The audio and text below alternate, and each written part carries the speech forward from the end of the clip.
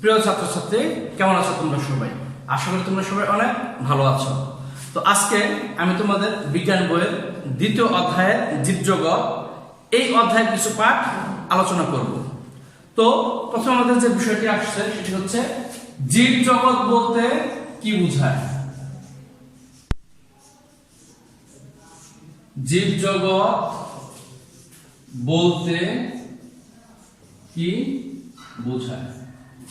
এই যে আমাদের পৃথিবীতে যে বিভিন্ন জীব আছে, উদ্ভিদ এবং প্রাণী, এরা একে অপরের সাথে যে সন্নিবেশ বন্ধনে আবদ্ধ হয়ে বেঁচে রয়েছে এবং একটি জগৎ বা পরিবেশের সৃষ্টি করেছে, তাকে সাধারণভাবে আমরা জীবজগৎ বলতে পারি। তো এর মধ্যে কিছু উদ্ভিদ রয়েছে যেগুলো এককোষী এবং কিছু প্রাণী রয়েছে যেগুলো এককোষী, আবার কিছু রয়েছে যেগুলি বহুকোষী উদ্ভিদ এবং বহুকোষী প্রাণী, আবার কিছু আছে এককোষী প্রাণীর মধ্যে যেগুলির নিউক্লিয়াস সুগঠিত নয়, অর্থাৎ আদি নিউক্লিয়াস যুক্ত। তো এদের এই অনুযায়ী ভাগ করা হয়েছে অণুজীব জগৎ। তার মানে ক্ষুদ্র যে সমস্ত প্রাণীগুলি রয়েছে, উদ্ভিদগুলি রয়েছে, তাদেরকে নিয়ে যে জগৎটি গঠিত হয়েছে তাদেরকে আমরা অণুজীব জগৎ হিসেবে বলতে পারি। তো জীব জগতের আরেকটা অংশ আমরা পেলাম কি? অণুজীব জগৎ বলতে কি বোঝায়? তাহলে ক্ষুদ্র ক্ষুদ্র অতি আণুবীক্ষণের যে সমস্ত জীব রয়েছে, উদ্ভিদ বা প্রাণী, ভাইরাস, ব্যাকটেরিয়া, ছত্রাক, এই জাতীয় প্রাণীগুলো, এদের নিয়ে যে জগৎ গঠিত হয়েছে তাদেরকে আমরা এই অণুজীব জগতের অংশ হিসেবে বলতে পারি। আর এদের উপাদান সমূহ আমি বলে দিয়েছি, যেমন মানুষ, গরু, ছাগল, ভাইরাস, ব্যাকটেরিয়া, শৈবাল, ছত্রাক ইত্যাদি এদের অন্তর্ভুক্ত, মশা, মাছ ইত্যাদি রয়েছে। তো এখন এই যে আমরা পড়লাম জীব, এই জীবের প্রধান বৈশিষ্ট্যগুলো কি কি সে সম্বন্ধে এখন আমাদের আলোচনা আছে। জীবের প্রধান বৈশিষ্ট্যগুলো কি কি? তার মানে জীব কোন ধরনের বৈশিষ্ট্য প্রদর্শন করে? তার মানে জীব খাদ্য গ্রহণ করতে পারে, চলাচল করতে পারে। তো এখন প্রশ্ন আসতে পারে, তাহলে উদ্ভিদও তো জীব, তাহলে সে কি চলাচল করতে পারে? উদ্ভিদের এক ধরনের চলন হয় যেটাকে আমরা ট্রপিক চলন বলতে পারি। তাদের বর্ধনশীল যে অংশগুলো আছে, অঙ্গগুলো আছে, এগুলো বৃদ্ধি পায়, এটিকে আমরা চলন হিসেবে বলতে পারি এবং এদের নাম হচ্ছে ট্রপিক চলন। এরা খাদ্য গ্রহণ করে, খাদ্য তৈরি করে, এরা রেচন করে, অর্থাৎ পরিপাকৃত অবশিষ্ট যে খাদ্যাংশের বর্জ্যগুলি আছে সেগুলি তারা পরিবেশে ছেড়ে দেয়। এরা বংশ বিস্তার করে, প্রজনন করে। তো এরা শ্বাস প্রশ্বাস গ্রহণ করে, এদের বৃদ্ধি ঘটে এবং এদের অভিযোজনগুলি ঘটে। তো এই যে বিষয়গুলি আমি বললাম সেগুলি এখন একটু আলোচনা করতে। প্রথমে আমাদের যে বিষয়টি ছিল, এদের বৈশিষ্ট্যের মধ্যে রয়েছে চলন। তো এই চলন বিষয়টি কি? জীব নিজের ইচ্ছায় নড়াচড়া করতে পারে। কোন কোন জীব এক স্থান থেকে অন্য স্থানে যেতেও পারে। উদ্ভিদ বেড়ে ওঠার সময় ডগা নড়াচড়া করে, কিন্তু একটি জড় পদার্থ কি নড়াচড়া করতে পারে? তার মানে আমরা জীবের বৈশিষ্ট্য বললাম, এটা চলন করতে পারে, কিন্তু জড় যে সমস্ত পদার্থ আছে, চেয়ার, টেবিল, বই খাতা, এরা নিজের ইচ্ছা মতো চলাচল করতে পারে না। এর পরবর্তীতে যেটি আছে আমাদের সেটি হচ্ছে খাদ্য গ্রহণ, অর্থাৎ প্রতিটি জীব খাদ্য গ্রহণ করতে পারে। সবুজ যে উদ্ভিদগুলি আছে তারা নিজের খাদ্য নিজেরা তৈরি করে খাদ্য গ্রহণ করে, অর্থাৎ প্রতিটি জীবী জীবন ধারণের জন্য খাদ্য গ্রহণ করে। কিন্তু আমরা যদি এভাবে বলতে চাই, জড় বস্তু, চেয়ার, টেবিল, বই খাতা, ইট, পাথর ইত্যাদি, এরা কি খাদ্য গ্রহণ করতে পারে? তার মানে এটা হচ্ছে জীবের বৈশিষ্ট্য, আর এটা হচ্ছে জড়ের বৈশিষ্ট্য, তারা খাদ্য গ্রহণ করতে পারে না। প্রজনন। তো আমাদের পরবর্তী যে বিষয়টি আছে বৈশিষ্ট্য, সেটি হচ্ছে প্রজনন। প্রজনন হচ্ছে ওই জীবের প্রতিরূপ আরেকটি জীব সৃষ্টি, যেমন আম গাছে আম গাছ, মানুষকে মানুষ, বেড়াল বেড়াল হওয়া, পেঁপে গাছে পেঁপে গাছ হয়, এটাকে আমরা প্রজনন হিসেবে বলতে পারি। তো উচ্চতর শ্রেণীতে অর্থাৎ 7, 8, 9 যে এই বিষয়ে আরো বিস্তর জানতে পারবে। তো প্রজনন হচ্ছে প্রতিটি জীবী বংশবৃদ্ধি করতে পারে, প্রাণীর বাচ্চা হয়, উদ্ভিদের চারা হয়, কিন্তু একটি যে জড় বস্তু আছে এদের কিন্তু এরকম হয় না, অর্থাৎ একটি চেয়ার থেকে আরেকটি চেয়ার আপনা আপনি তৈরি হয় না। এর পরবর্তীতে আমাদের যে বিষয়টি আছে সেটি হচ্ছে রেচন। অর্থাৎ রেচন হচ্ছে উদ্ভিদ বা প্রাণী যে সমস্ত খাবারগুলি গ্রহণ করে তার অবশিষ্ট যে বর্জ্যগুলি আছে সেগুলি পরিবেশে ত্যাগ করে দেয়, এই প্রক্রিয়াটাকে রেচন বলা হয়, এটা আমরা জানি। অর্থাৎ প্রতিটি জীব বিশেষ প্রক্রিয়ায় তার দেহে উৎপাদিত বর্জ্য পদার্থ বাইরে বের করে দেয়। এই প্রক্রিয়ায় হচ্ছে রেচন। মূত্র এবং কার্বন ডাই অক্সাইড ত্যাগ এক ধরনের রেচন প্রক্রিয়া, কিন্তু একটি জড় এই ধরনের রেচন করতে পারে না। এর পরবর্তী যে বিষয়টি আছে সেটি হচ্ছে অনুভূতি।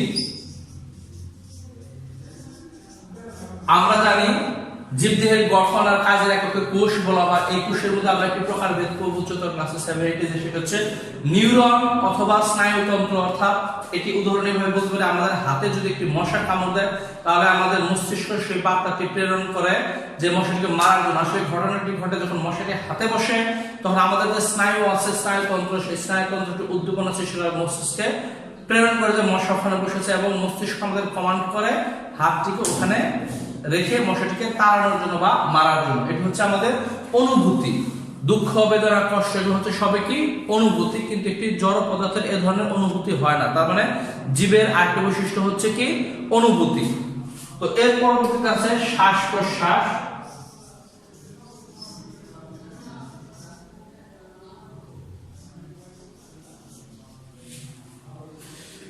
তো এই শ্বাস প্রশ্বাসকে যদি আমরা বলতে চাই, তাহলে উদ্ভিদ অক্সিজেন গ্রহণ করে না কার্বন ডাই অক্সাইড গ্রহণ করে, প্রাণী অক্সিজেন গ্রহণ করে না কার্বন ডাই অক্সাইড গ্রহণ করে, এই বিষয়টি জানা থাকতে হবে। অর্থাৎ আমরা ইতিপূর্বে জেনেছি যে উদ্ভিদ খাদ্য গ্রহণের জন্য পরিবেশ থেকে কার্বন ডাই অক্সাইড গ্রহণ করে এবং পরিবেশে অক্সিজেন ত্যাগ করে। তার মানে উদ্ভিদ কার্বন ডাই অক্সাইড গ্রহণ করছে, পরিবেশে অক্সিজেন ত্যাগ করছে, কিন্তু প্রাণী সমূহ পরিবেশ থেকে অক্সিজেন গ্রহণ করছে এবং কার্বন ডাই অক্সাইড ত্যাগ করছে। এটাকে আমরা শ্বাস প্রশ্বাস হিসেবে বলতে পারি। বড় ক্লাসে যে এটি তোমরা শ্বসন হিসেবে জানবে, শ্বসন প্রক্রিয়াটি করবে। তার প্রতিটি জীবের জন্মের পর থেকে শ্বাস গ্রহণ ত্যাগ করা শুরু করে, মৃত্যুর পূর্ব মুহূর্ত পর্যন্ত এই প্রক্রিয়া অব্যাহত থাকে।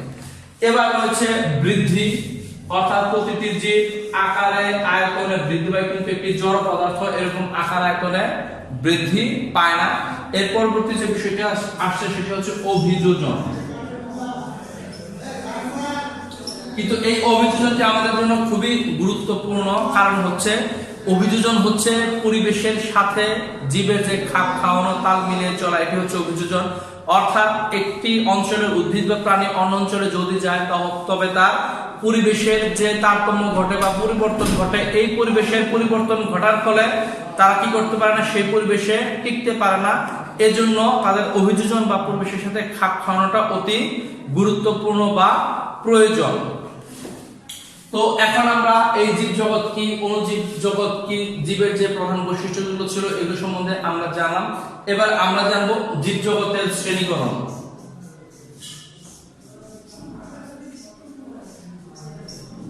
জীব জগতের শ্রেণীকরণ। জীব জগতের শ্রেণীকরণ বলতে এই যে আমরা অণুজীব জগৎ বলেছিলাম এবং এই যে প্রাণী বা বড় জীবগুলো বলেছিলাম, এদেরকে আসলে 5টি রাজ্যে ভাগ করা হয়েছে। আমি একটু সুন্দর করে তোমাদের ধারণা দিয়ে দিচ্ছি। জীববিজ্ঞানীগণ বিভিন্ন সময় জীবকে শ্রেণীবদ্ধকরণের চেষ্টা করেছেন। আধুনিক পদ্ধতিটি আবিষ্কার করেছেন 1978 সালে। প্রশ্ন আসতে পারে নৈর্ব্যক্তিক হিসেবে কত সালে আবিষ্কৃত হয়েছে? এটি 1978 সালে আধুনিক শ্রেণীকরণটি আবিষ্কৃত হয়েছে। বিজ্ঞানী মার্কিউলিয়াস ও হুইটেকার এটি আবিষ্কার করেন। কোন কোন বিজ্ঞানী? বিজ্ঞানী মার্কিউলিয়াস এবং বিজ্ঞানী হুইটেকার এই শ্রেণীকরণ পদ্ধতিটি আবিষ্কার করেন। আধুনিক শ্রেণীকরণ পদ্ধতিতে জীব জগৎকে মোট 5টি রাজ্যে বিভক্ত করা হয়েছে। তার মানে এই জীব জগৎকে কয়টি রাজ্যে বিভক্ত করা হয়েছে? 5টি রাজ্যে বিভক্ত করা হয়েছে। তাদের নামগুলো কি কি? মনেরা, প্রোটিস্টা, আমি একটু লিখে দিচ্ছি। মনেরা, প্রোটিস্টা, ফানজাই,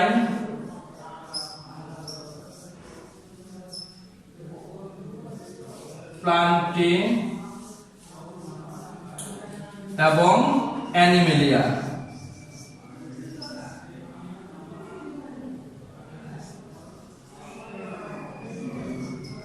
এই 5টি রাজ্যে তাদেরকে ভাগ করা হয়েছে। তো এবার আমাদের প্রশ্ন হচ্ছে, এই যে 5টি রাজ্যে বিভক্ত হয়েছে, এই রাজ্যের প্রাণীগুলো কি কি এবং এদের কোষগুলোর গঠনটা কেমন? যেমন আমি কি বলেছিলাম, আদি কোষ এবং প্রকৃত কোষ, অর্থাৎ যাদের নিউক্লিয়াস সুগঠিত সেগুলো হচ্ছে প্রকৃত কোষ, আর যাদের নিউক্লিয়াস সুগঠিত নয় সেগুলো হচ্ছে আদি কোষী।